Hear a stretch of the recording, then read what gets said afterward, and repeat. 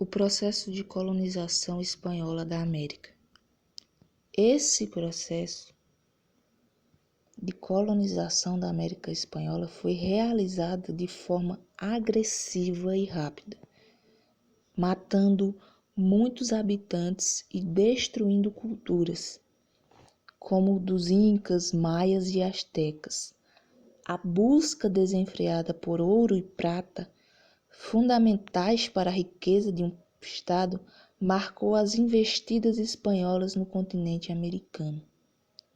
O processo de aculturação e as doenças trazidas pelos espanhóis, pelos europeus, para essas civilizações foi destruidora, pois essas doenças dizimaram a grande população nativa da América Espanhola. E o processo de aculturação destruiu ainda mais essas civilizações. E no intuito dessa busca desses metais preciosos tão importantes, o processo de colonização se deu, promovendo a divisão de 5 núcleos de povoamento para a organização e a conquista desse território e impedir principalmente a invasão por outros povos. E esses 5 núcleos, ou núcleos de povoamento, são importantes para organizar a exploração e buscar o que eles realmente queriam. E nessa organização, os adelantados e a casa de contratação são importantes para organizarem e regirem essa busca pelos metais preciosos, a prata e o ouro principalmente, e que a coroa espanhola tenha a sua parte nessa exploração.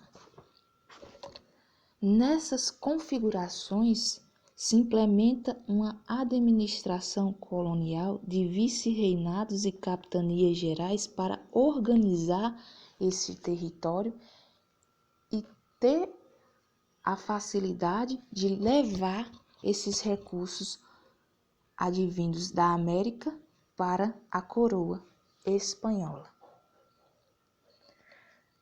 Nessas configurações, há uma organização social dentro desse território da América Espanhola que se configura dessa forma, em forma de pirâmide, onde a mão de obra, os indígenas escravizados e os negros escravizados estão na base, os mestiços que assumem papéis de artesãos, pequenos comerciantes, assalariados, entre outros, os crioulos, descendentes de espanhóis nascidos na América, a elite colonial, grandes proprietários e comerciantes, o que há uma divergência entre essas duas camadas superiores da pirâmide, que é os crioulos e os chapetones, devido à influência dos dois, porque os chapetones ou espanhóis eram os que estavam nos altos cargos, os que vinham da coroa. E essas relações econômicas entre esses espanhóis e crioulos, elas se acirram e causa desconfiança até mesmo na própria coroa.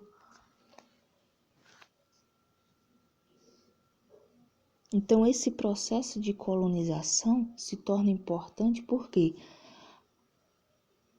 a economia espanhola passou a depender diretamente das colônias e da exportação dos minerais, dos metais preciosos, no caso.